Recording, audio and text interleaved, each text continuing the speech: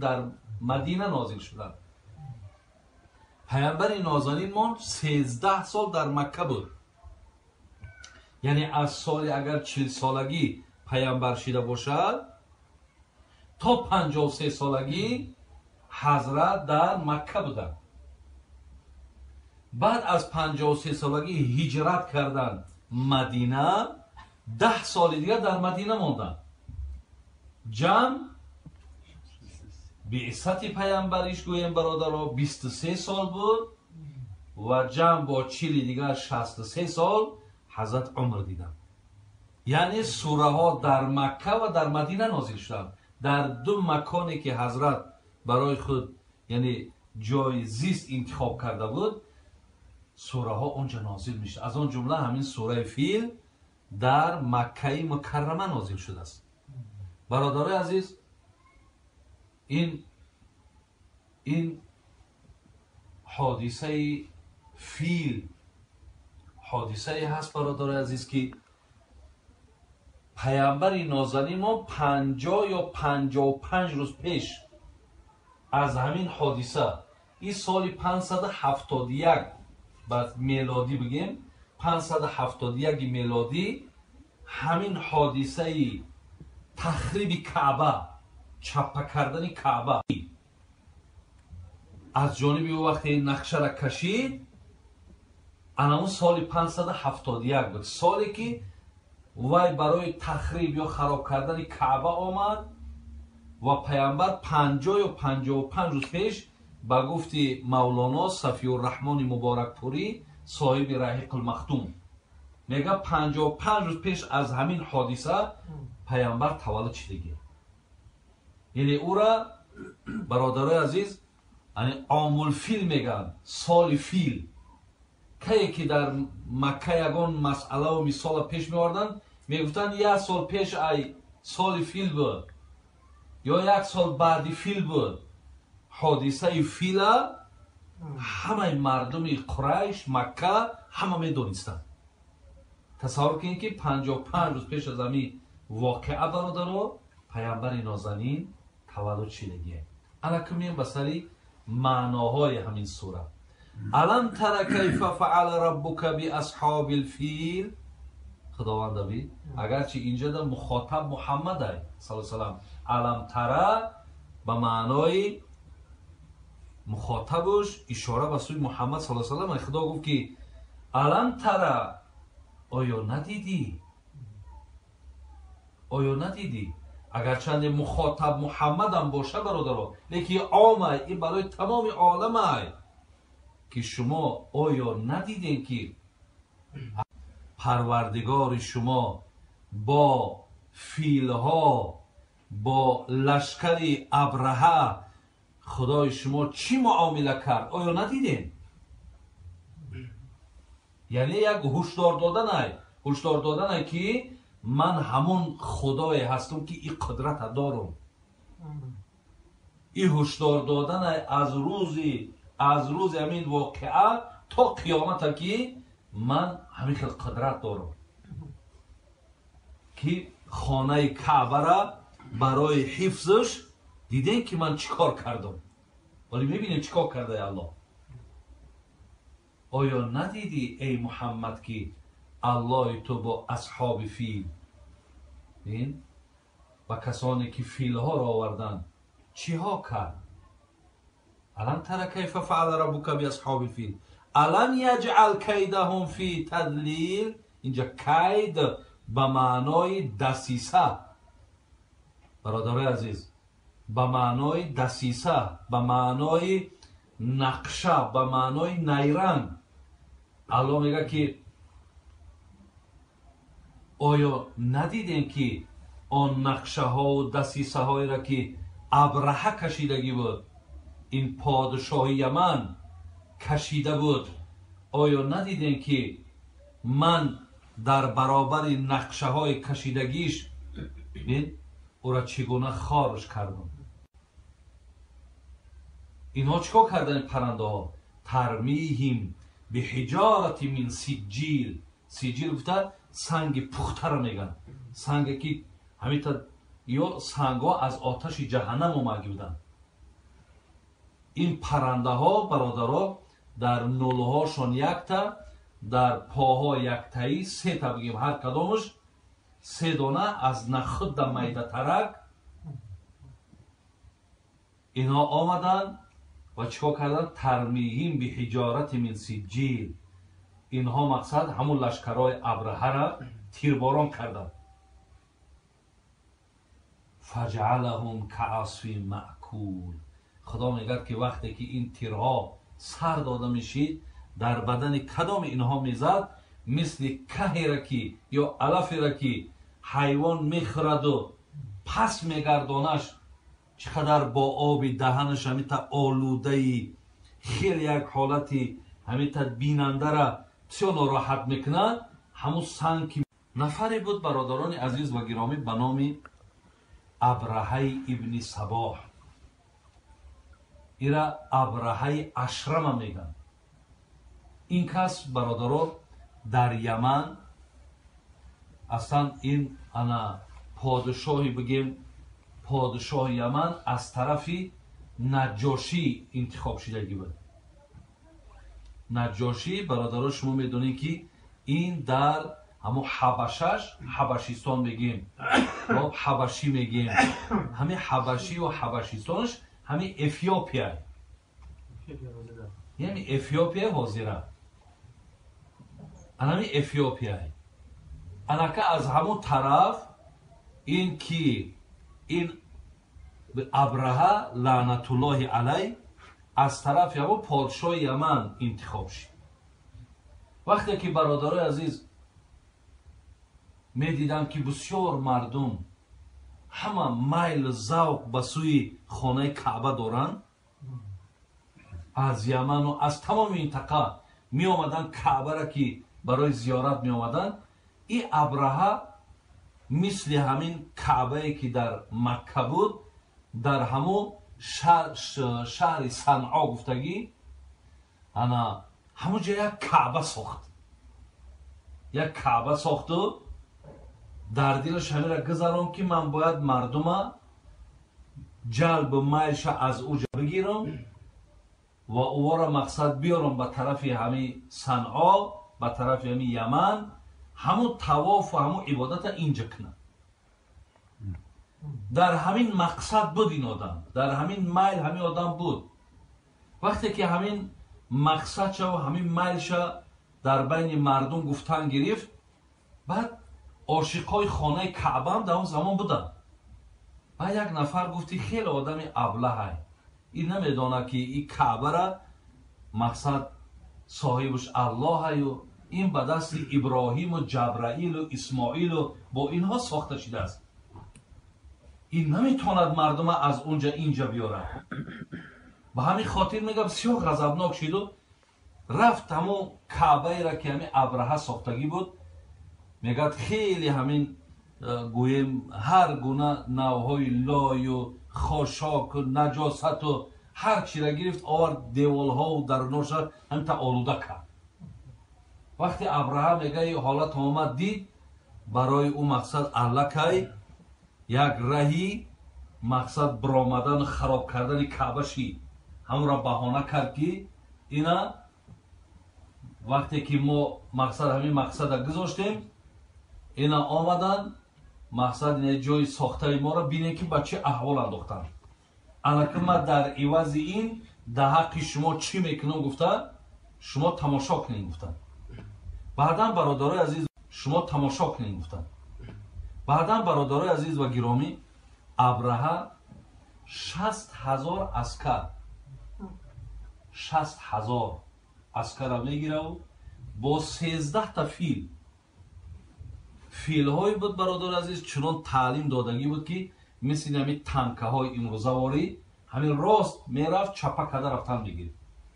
ва яке аз ҳамун филҳо бародарои азиз ки пеша мекашид ба номи маҳмуд буд, фили маҳмудӣ. ҳамун раҳбару лашкари калонаш бигем ҳамун буд. ино омаданд бародарои азиз ва гиромӣ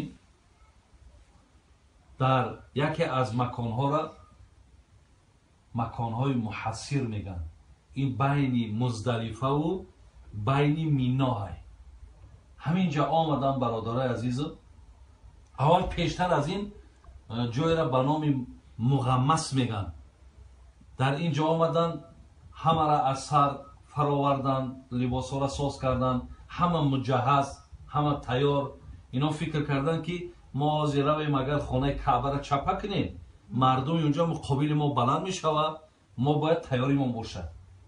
اینجا تیاریشون دیدن و آمدن اکو خسته آمدن به طرف خانه کعبه دا نزدیک شدن. در بین مزدلفه و مینا دا که همون اسب محمودی برادرای عزیز به زانو زد، زانو قطعی خواب کرد، فیل خواب کرد، در زمین خواب کرد. هر چند که میزننش که بخیز نمیخیزد، طرف یمن میگرداننش، طرف یمن دا حرکت میکنن، طرف کعبه میگرداننش، به زانو میزنن نمیروه. برادر عزیز، حضرت مولوی یک مصرع داره: رسول را استونی حنانه بشناخت، ابوجهل آدمی و دشمنی ساخت. پیامبر اون وقتی ای بالا یک کنده خرما ده که موعظه میکرد مردم ده و خطبه میخوان، وقتی منبره که نوش کردن حضرت گفتن بیا بالای منبری نو ده، بالای منبر که برآمد کنده خرما یک چوب بود، گریه کرد. ببین اهل مسجد میگه به خدای مهربان قسم نالش رنگ ناله کودک بود. میگه ما بر عیان میشنیدیم که همون کنده بی جان بی عقل مکلف نبودگی گریه دارد از فراق پیغمبر که تا دی روزه بالای من میبرامد، تمام دیگر این روز بالای من برای این ترک شد و منبری نوش کردن. میگه حتی پیغمبر گرامی آمده بالاش هم تا دستش گذاشته در بالای کنده، گفت وقتی دستش گذاشت گفت خاموش باش. میگه از گریه باز ماند. اصحاب پیامبر میگه اگر به خدا قسم پیامبر همین را دستش نمیماند و نمیگفت که خاموش باش، اصحاب پیامبر میگه اگر به خدا قسم پیامبر همین را دستش نمیماند و نمیگفت که خاموش باش، تا روز قیامت همین کنده گریه میکرد. بین یک کنده برادر عزیز پیامبر همی شناسد، لیکن ابوجهل آدمی و دشمنی ساخت. ابوجهل آدم بود و نشناخت. شما بینید برادر عزیز که فیل فهمید، فیل درک کرد که او خانه کعبه، او را آفریدگار و بگیم محافظش الله های، اونجا من حقی پیش رفتن ندارم. لیکن ابرهه آدم ایو ولی نمیشناسه، عقلش نمیگیره. همین زمان بود برادران عزیز که وقتی فیل نمیخیست که پرنده های پیدا شدن. پرنده ها برادران عزیز در تفسیرها میگه از طرف کرسنی ماره میگیم بحر سرخ. بحر سرخ برادران عزیز شما بدونید که بحر سرخ یک قسمش این طرف در سعودیه، عراق جدا میشانه، خب این طرف ایران، پاکستان، افغانستان و همینجا گرانیت بگیم تا همین مثال چی بحر سرخ جدا کرده. این طرفش دیگه سودان، افریقا، نیگریا، یگیپت، این همین بگیم مصر، همین دو تقسیم شدگی. همین کرسنی ماره را برادر عزیز در تاریخش میگه 438,000 کیلومتر کوادراتی هست. چقریش میگن 490 متر. از طرف همین بحر میگه پیدا شد همین پرنده ها. خدا رحمت کنه مفسرای ما را بعضیش میگه رنگش سبز بود، نولهای دراز داشتن، بعضیش میگه نه، بعضی میگه رنگی پرستو بود، رنگ می فلاشتریک میگیم خدمان، رنگ هم اینها بود میگه. کمتر جوسش میگه بزرگترک بود، سیاه بود میگه. در دهن هر کدامشون برادر عزیز یک دانه ای نسک ده کمتر بالاترک. لیکن از نخود майда بود. 50 شوندم یکتایی. صاحب انوارالقرآن برادر از میگه که در هر یک دانه سنگ نامهای اسکران ایسوندگی بود. همون اسکرهایی که آمدن برای خراب کردن خانه کعبه همونا بود. ولی برادر عزیز پیش از آنی که مقصد او پیدا شوند میگه همین ابرهه وقتی که در همین نزدیک خانه کعبه آمد، همون جای مغمسی که میگیم، میگه در حال نماینده شرایط کرد که در همین نزدیکی ها چی حیوانایی که دارن حیوانو را بیاریم. بعد یک نامه هم داد که من قطعیش یک محاکمه کنم که من مقصد من بگم که چی میگه. آمدن اون وقت برادر عزیز رهبر قریشی ها بابای پیامبر من بود، عبدالمطلب. این بدبخت ابرهه 200 تا شتر همین عبدالمطلب هم در حالت همون غصب کردن گرفته بود. این آوازه به گوش ابرهه هم رفت. وقتی برادر عزیز به گوش ابرهه رفت، میگه این زمان بود، میگه که عبدالمطلب میگه رسید. وقتی که رسید ابرهه برادر عزیز و گرامی از همون جای بلندی که داشت میگه نشستگی بود و اصلا بسیار همین بلندی در می نشستن. میگه وقتی که از اونجا که نشسته بود میگه گفتن نماینده قریشی ها همین رهبر پایان آمد. میگه آمد پیششون نشستن، فکر کرد که اگر ممکن البته یکان پیشنهاد دارن یا مقصدشون یکان جنگ کردن ای. گفت چیزی من خواندی؟ نامه گفت خواندم.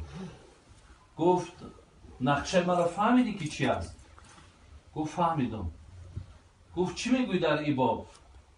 گفت انا من برای 200 شترم آمدگیم، 200 شتری من همین از کرات گرفتگیم.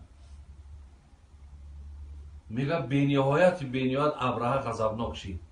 گفت من فکر کردم تو خیلی آدم جدی، من فکر کردم تو برای خانه کعبه یکم پیشنهاد میکنی که اینی قدر برای شما برای همین 200 شترم.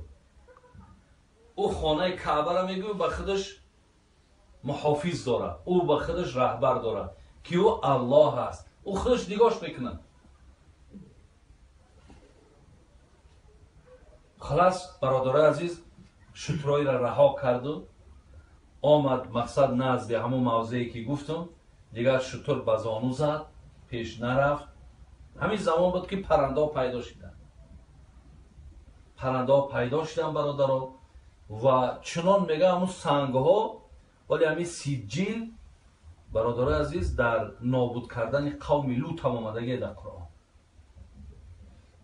وقتی که خداوند همه قوم لوط هم تا برداشت و چپشون کرد، از بالاشون انامین سجل ریختگی است. این سجلش برادر عزیز وقتی همون سنگ می آمده است میزده است این سوراخ میکنه. سوراخ میکنه از کجایی که باشد همون سوراخ میکنه میگذره. یعنی چقدر مقصد همون نفرهایی را که اگر همون سنگ میریزد در تنش میزند، همون را تنش از سوراخ کرده یگان جای مقصد دیگر آباد شده میمانه. یک قسمتش میگریزن، وقتی میبینن حالت ها میگریزن. از آن جمله همین ابرهه هم در همون جا یردار میشود، در همون جا هم یردار میشود. آمده به تا یمن رسیدن برادر عزیز که همون سنگی که در بدنش رسیدگی است، میگه چنان تنش خورد همون سنگ که حتی مردم میگن که نگاه میکرد پوستی بالای قلبش نبود دیگر، حتی دلش هم دیدن. بسیار به یک حالی بده، بسیار به یک حالی خاریه که در نقشه ها و دسیسه هاشون چگونه ذلیل خارشون کرده. و ارسل علیهم طیرا ابابیل. اینها را بین 60,000 لشکر در الله مهربان از قوای بزرگ استفاده نکرد. ایا پرنده اصلا بگیریم برادران در تاریخ همین آدمایی که مغرور بودن و همین آدمایی که مقصد دایم گردن کشی میکردن، خداوند فقط از بگیم همون لشکر یا سربازی بسیار خرد استفاده میکرد. از اون جمله نمرود. اینم نمرود در دوره حضرت ابراهیم بود. ببین همون وقتی که آتش افروخته کرد حضرت ابراهیم در درون آتش خواست پرتافت، لیکن وقتی ابراهیم میگه آمد گفت الله را عبادت کرد، گفت همین از دست الله تو چی میاد؟ همین نمرود گفتش. بعد گفت که خدای من گفت میمیرانه و زنده میکنه، یکی از قدرتاش با همیه میمیرانه و زنده میکنه. ای خیلی خگه پینه همون دو پاسبان شو ایجا بیه هر دوش آمدن همین چه در پیش حضرت ابراهیم کشت. گفت اینه ایشا کشتم، اینه ایشا میتونم بکشم، نیکی گفت اینه زندهش نگه دارم. اینه کشتن و زنده اینه گفت در پیشه. او آدم غرور را بیننده برادره. بعد از آن گفت الله من گفت تو همین گفت این ای دست نمیه، میگه مغرور شید، بسیار غضبناک شید. گفت بسیار غضبناک شده باشی، همین نفر را که حاضر کشتی کو همین را زنده کن، همین را زنده کن کو ای دست نمیه. چهار کتاب میگه سوی آن خصمی که تیر انداختی پشه کارش کفایت ساختی. همین نمرود هم میگه همینجا الله مهربان غضبش آمد و یک پشک آمد در بنیش در آمد. یک پشه همین آدمی که یک خود ملک داشت یا عسکری به حد بزرگ داشت، یک پشه آمد در دماغش در آمد. میگه همین قدر همین میگه در نیروی همین نمرود بازی میکرد که میدانین که علاجش چی بود. علاجش نمی پهلوان همون زمان همین یک تا در بنیش میزد درد میموند. اگر تو نمیزدی درد نمیمونده. و دوره سویتی اگر یاد داشته باشید تولیزرا بود. تولیزرا بعدم یکون چیگو میشید تولیزرا شد یک نمیزدی با ایشان میداد. ما هم تری از تلویزیون کونه داشتیم همین یک تاش میزدیم با ایشان میداد. بخدا کم یکون دیودکش بود چی بود نمیفهمیدیم دیگه. خزیکی همون چیزی بود تماشا میکن. همین نمرود هم عیناً همون شید. میگم پهلوان میگه اخیر دیگه بعد دست پهلوان نمیشید. میگه گرفتن آوردن، میگه یک بالغه رو آوردن. همین قطعی که همین یک تاش میزدن درد میستاد. الله را ببینین در برادر عزیز، خار کردن رو ببینین، شرمنده کردن رو ببینین. اخیر میگه درد سختی بچید، یک تا زدن نمیستاد، دو تا زدن، بعد اخیر که زدنش با همین دیگه همه رو پوش همش میگه دیگه رش شد، با همون خونشار شد.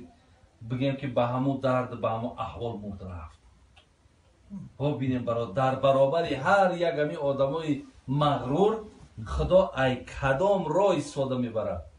حتی قواهای بزرگی خدا که در قرآن میگه علم یعلم جنود ربک الا هو هست، یعنی لشکرهای خدای مهربان شما نمیدانین عدد چه.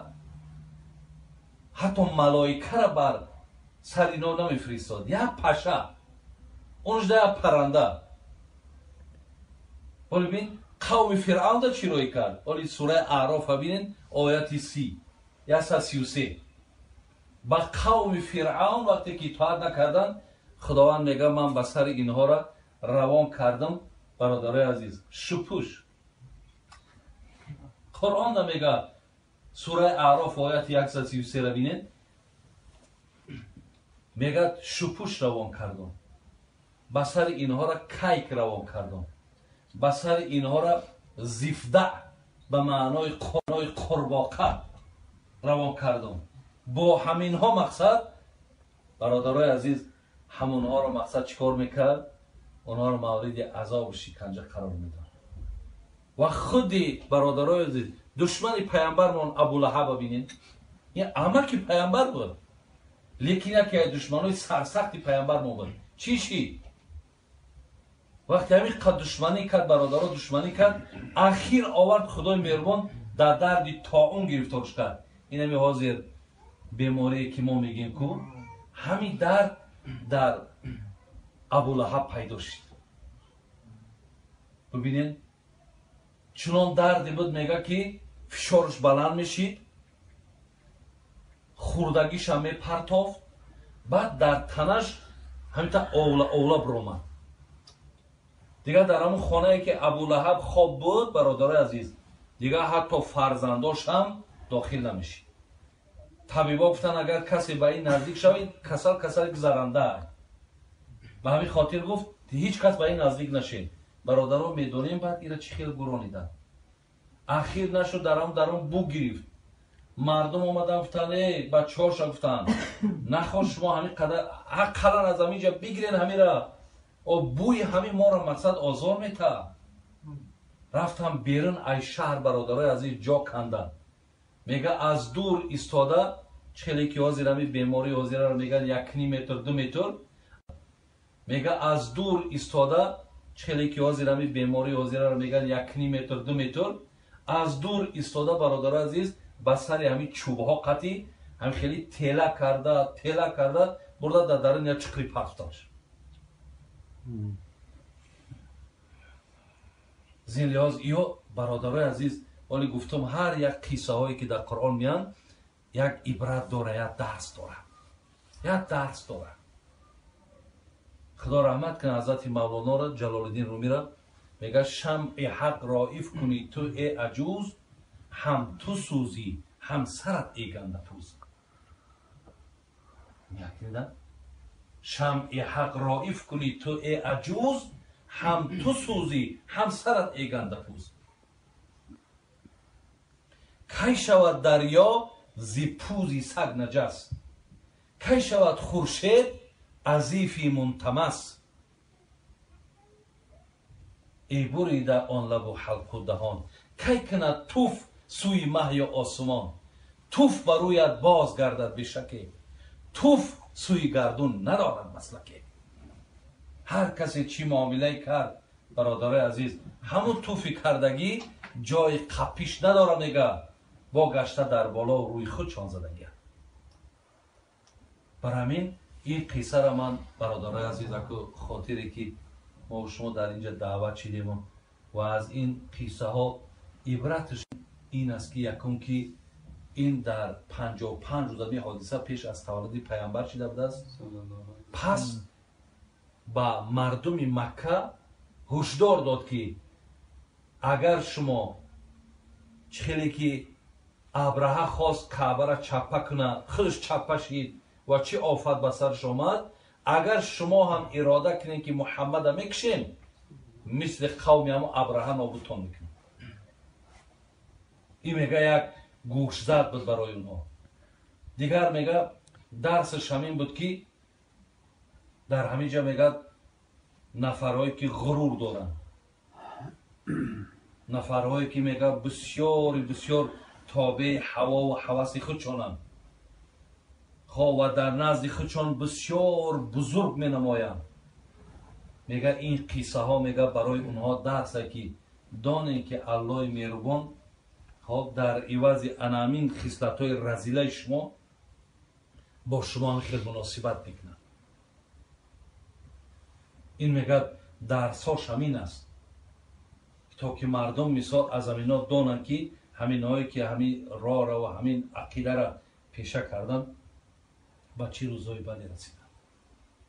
از الله مهربان خواهش میکنیم که خدای مهربان خاتمه کار هممون بخیر، ایمانمون با سلامت نگه داره. خیر و احسان هایی که در این خاندان شده است خداوند به درگاهش مقبول نگه داره.